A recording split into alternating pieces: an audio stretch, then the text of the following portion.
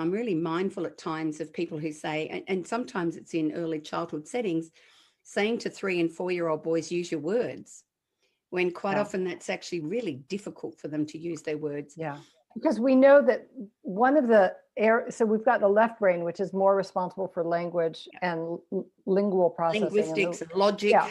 And the right, which is more emotion and feeling. And connecting those two is a bundle called the corpus callosum. And in girls, it's larger. Yep. It's just a larger highway. So and this remains true. Yep. So you'll often find men saying, I can't keep up in a fight with my wife because she does have more fluid access. Yep.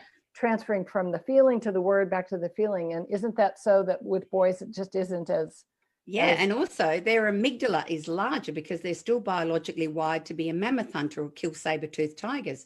So they're much more wired to quickly react in threatening situations.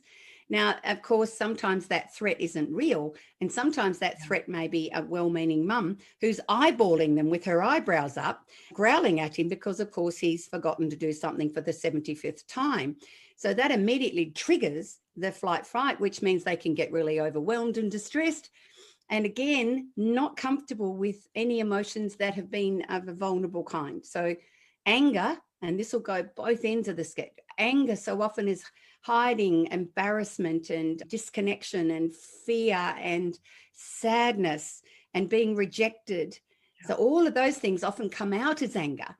And often that other part is, we're talking about the brain, which is so beautiful, Susan, because they've now shown that when the limbic brain fires up, which is our kind of mainly emotional brain, girls and women, the limbic brain fires up, then our word center fires up. So we can get really quick across that highway. Yeah.